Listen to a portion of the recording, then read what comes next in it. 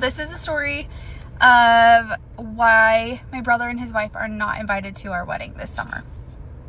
So the relationship with my sister-in-law has been really rocky. Basically, the last, I would say, 10 years. I'm 27, she's in her 40s, early 40s. They've been together for 18 years. My oldest niece is almost 18. So when they got together, I was really young. They should be getting along by now. They've been married. She was married to his brother for 18 years. Oh, that's a beautiful thing. And she's just never been able to recognize that I'm an adult and can make my own decisions now. She said to me at one point that it's hard for her to not see an 8-year-old anymore. Which, to her credit, I can understand that to a point. But instead of trying to have a relationship with me as an adult, she has only ever treated me like a child. And really this decision was made after my sister-in-law posted on Facebook something that was just super hateful and obviously geared toward my sister and I. The post said something about aunts being so important in nieces and nephews' lives, and too bad that the only aunts in her kids' lives that choose her children are not blood relatives. And that was my final straw of being publicly embarrassed by her, I guess. And for the record, my brother's been in the military his whole, basically my whole life, and they've never lived in the same state as us. And when they got together was 18 years ago, so I was a literal child, and I couldn't choose to go where they were. They didn't come here very often, so it's not like they lived down the street and we just choose not to see them. Okay, there's so much to this story. I was really hoping I could get it down to the nitty-gritty. So the drama really started when we decided to not have our wedding here, to have our wedding in Mexico. And I didn't think that anyone was really going to be upset about that, because there was over a year of notice, and we let everyone know this is a really big ask, and we understand that it's a destination wedding, and even though it seems pretty affordable, that it's not realistic for everybody. And when I told my brother and his wife, she immediately, without even hesitation or thinking, said, we're not going to be able to come. And when I asked, why is it money? What is it? And she just had every reason in the book to say that they couldn't be there. And that was really disappointing to me, because my brother's one of my favorite people in the world. And that was just really hard and really disappointing. But that's not even... I ain't gonna lie, I'm not no big traveler like that. But if you tell me your wedding in Mexico, I'll see you when you get back. That's not even the big deal. The big deal was I thought that there was a chance that they would still go, and they were in town, and I planned a trip, wedding dress shopping, for the very first time with my sister-in-law and my nieces, because I really thought that it would be a fun experience to share with them. I was so excited. It was me, my mom, my sister, my sister-in-law, and then my 2 nieces. And we get to the store. I got there early, and just because I know her, I literally had to get there to apologize to the poor girl that was working that day ahead of time, because I did not know what my sister-in-law's behavior was going to be like. That in itself, I feel like, should be really telling, and I should have known better, but I was right in apologizing ahead of time. So the very first dress I put on, it had a big train, and I told the girl, I don't really think I want a big train, because we're getting married in Mexico, and I just don't want to have to worry about sand and dirt and whatever. And my sister-in-law literally looks up. I'm in a wedding dress standing on the little pedestal, and she goes, so you're still planning on doing that? And all I said was, yep. And she said, well, we're not going to be there.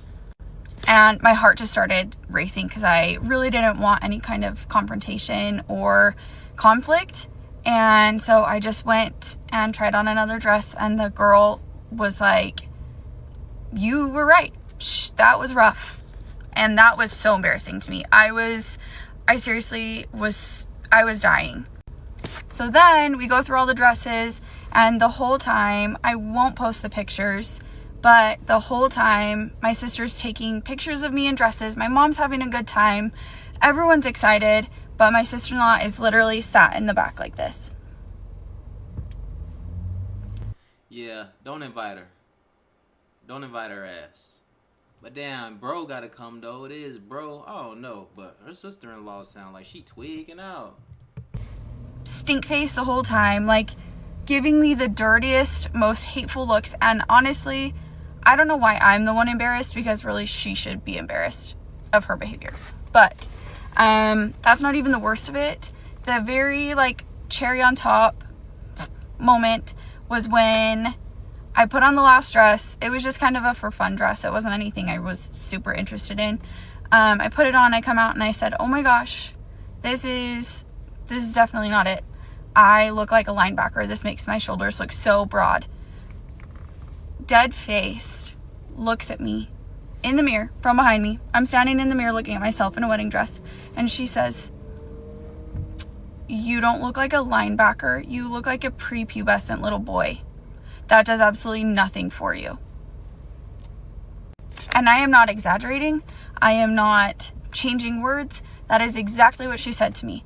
And I just had tears just well up in my eyes, and I ran to the dressing room with the girl, and I just started bawling. I was just sobbing. And the cute girl, she was so sweet, and she just hugged me, and she was like, I'm so sorry. That was so awful. And every time I've told this story, I feel like it sounds so made up. Like there's no way that was real life, but it was 100%. That is the kind of person that she is. And it was just so disappointing to me that was the experience I had the first time I was dress shopping.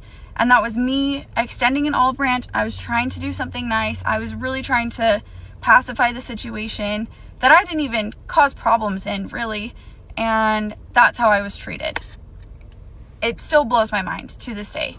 And I got in the car with my sister, and I was so angry. I called my fiance, and I was like, that's it. We're done. I'm uninviting them. I want nothing to do with this. This is not fair that I was treated this way today, and that is forever going to be my first experience wedding dress shopping. And I said, I'm going to call my brother. Like, I was ready to just blow everything up and just really piss everyone off. And I decided against it because I don't want to cause problems. I don't want to be such a source of tension. And in that moment, I think it was the right decision. In hindsight, I wish I had said something sooner. All that to say, at this point, they were still invited. And there's a whole lot more that actually was the deciding factor in not inviting them. Scotty, my fiance, was the voice of reason in that moment and said, don't do something now that you're going to regret later. And I think that that's really wise, because it's easy for me to act out of emotion, where he was kind of outside the situation and understood I was upset and made me think things through a little bit. So this is something that we took into. All right, somebody say people have expectations of attendance and destination weddings baffle me. Doesn't matter if it's family or not, it's still an expense that they may not want to incur. Now, I agree, unless you just come for a family where it's, y'all balling out, you feel me? But most people, going to Mexico could be kind of expensive, but that ain't got nothing to do with the goddamn sister-in-law tweaking. You know what I'm saying? Maybe she should just uninvite her and invite the brother. That is her brother. So, yeah.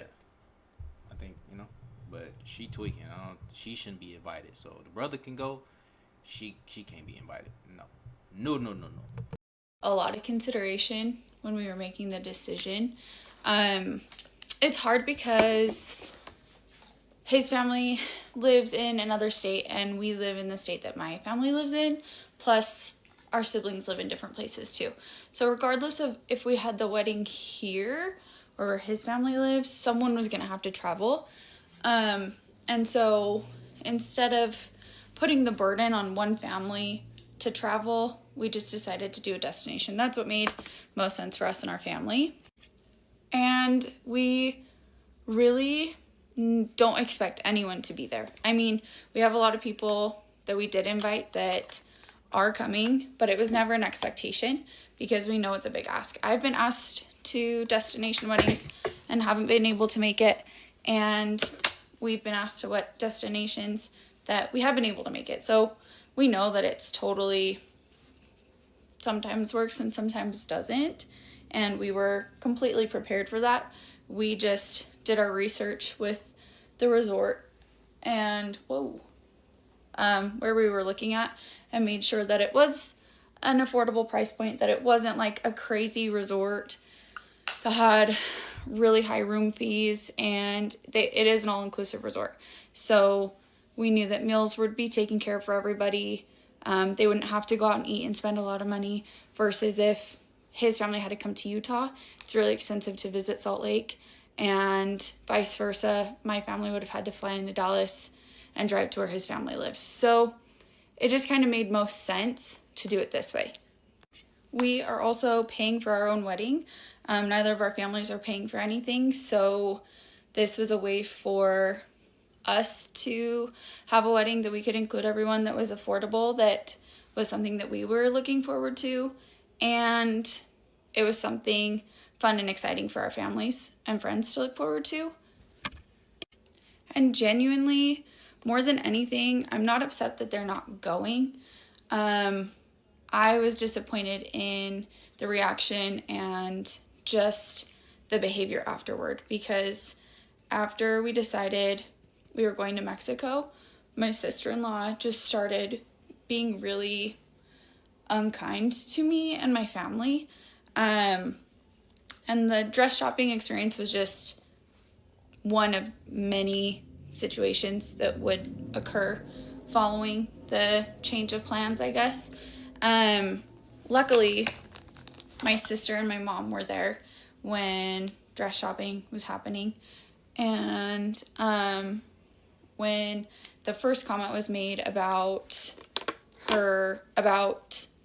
them not coming to the wedding, since it was still going to be in Mexico, my mom and sister grabbed her when I went back to get the next dress and said, "We're not doing this here. If you can't keep it together, you're going to have to go." And I didn't know this happened until after the fact, and so grateful for them, because I think that had they not said that, the words that she said and the exchange that kept happening would have just been a million times worse. I wanted to address a couple of things really specifically. Number one, my mom and sister were there dress shopping, and they fully backed me up. They fully talked to my sister-in-law and just told her that, you know, if she was upset, then at the dress store was not the time or the place to portray that and act that way. And if she couldn't handle herself, then she was going to have to go. Two, I did invite her dress shopping, knowing her personality type, and that was really meant to have something fun that we did together, share something special together. At the time, there was still a chance that they would maybe attend the wedding. My brother had said they'd see what they could work out, so nothing was definite until we were dress shopping and she made the comment that they wouldn't be there. It's important to note that my sister-in-law and my sister have always been really tight. They've always just had a really different relationship than she and I have, and that's great and that's fine. But what really changed things was when all of their daily conversations started turning into asking questions about the wedding, asking what my plans were, and then turning those answers that were seemingly harmless into trying to talk badly about me, about my fiance, about the wedding, anything she could do to almost, it felt like, have two separate teams and try to get people in on her team. And I was not okay with that. At that point, you're trying to make my sister a pawn and play her in all directions, and she was not okay with that, and I am not okay with that. And that's really when I started to lose patience. Number 3, my brother had no clue any of this went down. He had no information from her, no information from me. No one told him what happened or what was going on. And up until, like, I think it was September, that I had had enough of passive aggressive comments, posts, a bunch of stuff, that I finally called him and said, we need to have a really big conversation. Before talking to my brother, I talked to my fiance, and he knew everything that I was frustrated about and hurt and upset about. And along the same lines, he knew where my family was frustrated and was struggling. And I just told him, I think I need to be done with this and not have to worry about it anymore. And I think the decision to not send them anything, not talk to them about the wedding, just totally separate them from the wedding is going to be the right thing to do. And he agreed, and he said, you need to talk to your brother. And so I called him, and I was so nervous.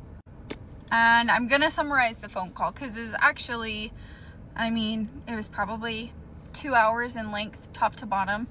But I asked what I had done to receive the treatment that I was receiving from his wife and not hearing from him, and what did I do, what is so upsetting to create this kind of animosity. And he had no idea what I was talking about.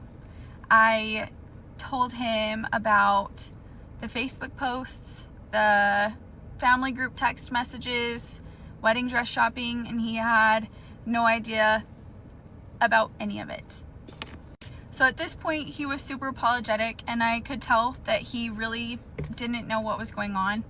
And he started asking about wedding details that we hadn't sent to him. And communication wins the nation. I keep trying to tell you. I'm glad she had this talk with her brother. Let's go.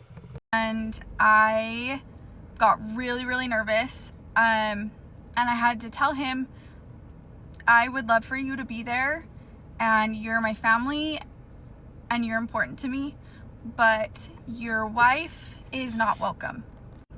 And that was really hard because historically, in my family and friendships and whatever it is, I will do whatever I need to keep the peace.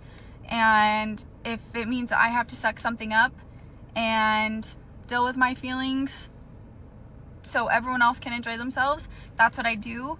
But when it comes to our wedding, I don't feel the need to keep the peace and pacify and walk on eggshells for someone who really isn't happy to be there and really doesn't want to be there.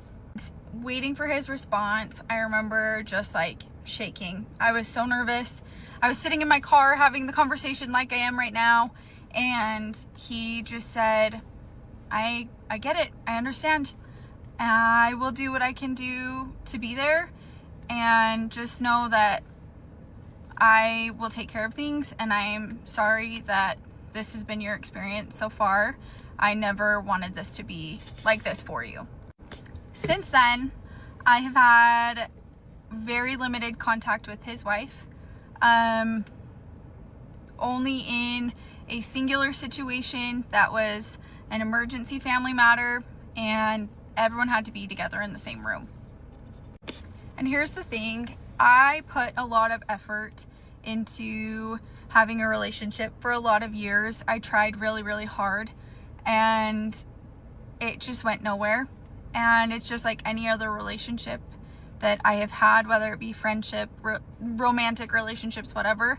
A relationship can't be one-sided, And when I put so much energy into someone who only took that energy and took joy, took peace from my life, cutting it off is the best thing I've ever done. And now we get to enjoy our wedding in a couple of months with our really close friends and all of our immediate families on both sides. And that is so special to me because with families living in multiple states, this is probably the only time in our life that all of our family will be together. All right, I wish her I wish her a good wedding ceremony. Um, yeah, some people just gotta cut off. You know what I'm talking about? Like shit. Hopefully the brother gets to make it to her wedding, and shit. Yeah, she can't fuck with the sister-in-law no more. She tweaking out. I don't know what's going on with the sister-in-law. You know what I'm talking about? Some people they just be tweaking. Some people literally just tweak. Like it's cool. Like you feel me? But hopefully the brother make it, and yeah, she need to realize she ain't 8 years old no more. Right? She a grown ass woman getting married. I appreciate y'all for tuning in and rocking with me, man. Y'all let me know what y'all thinking about the video in the comments below. This is pretty easy though. Just cut the goddamn sister-in-law, sister-in-law off. Call it a day. Hopefully the brother can make it. He got to get his wife in together. He got to get her straight. Whatever he got to do, he got to get her straight. You know what I'm saying? So I appreciate y'all for tuning in and rock with me. Y'all let me know what y'all think about the video. Make sure y'all subscribe to my second Storytime channel, which is We Hustle Daily 2, the number 2. So We Still Hustle Daily, the number 2. We Still Hustle Daily, the number 2. All right, subscribe to that channel for your boy. And I'm going to catch y'all on the next one. All right, peace.